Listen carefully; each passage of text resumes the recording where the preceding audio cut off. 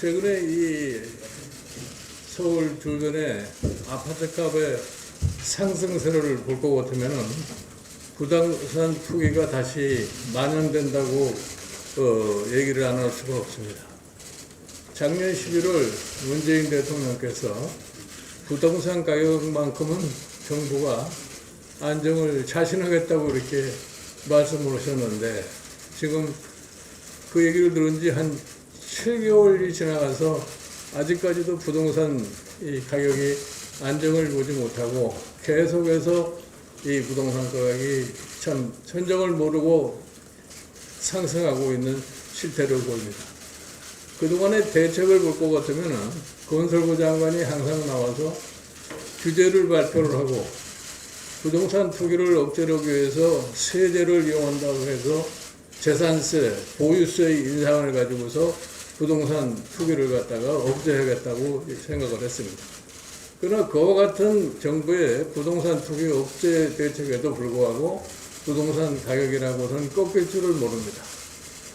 참고로 말씀드리면은 우리나라의 과거의 정부에서도 부동산 투기가 일어날 것 같으면은 그냥 상습적으로 하는 얘기가 세금을 인상을 하고 규제를 약간 강조를 할 것 같으면 부동산 투기가 해결될 것 같이 보입니다만은 지금 그와 같은 조치를 취한 지 참 수십 년이 지났음에도 불구하고 그와 같은 정책이 효과가 없다고 하는 것을 입증했음에도 불구하고 계속 반복해서 하는 것이 세제를 통한 부동산 투기 억제라고 이렇게 얘기를 하고 있습니다.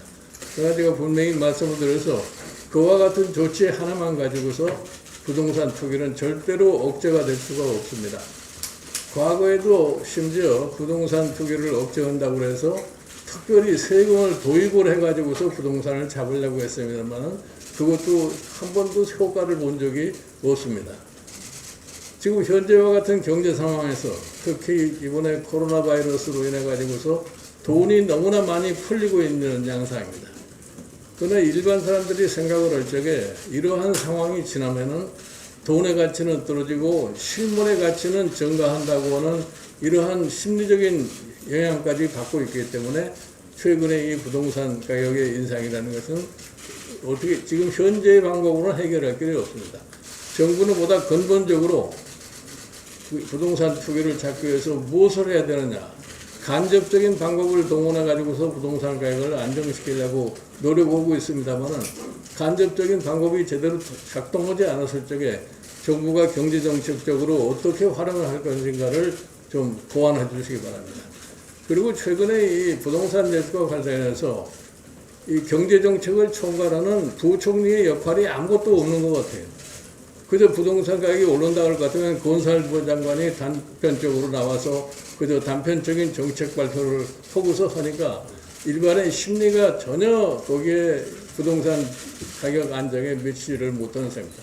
최근에 사실 젊은 세대가 이제는 부동산 가격이라는 것은 그칠 줄 모르니까 지금 집을 사지 않을 것 같으면 앞으로는 더 비싸질 것이다 하는 이런 심리적인 상황까지 해서 최근에 부동산 가격이 계속되고 증가하고 있습니다. 이 점을 갖다가 대통령께서는 잘 고려를 하셔가지고서 지난 11월 달에 말씀하신 것처럼 부동산은 이 정부가 틀림없이 잡을 수 있다고 하는 이런 확신을 어떻게 입증하실는지 다시 한번 입장을 표명해 주시길 바랍니다.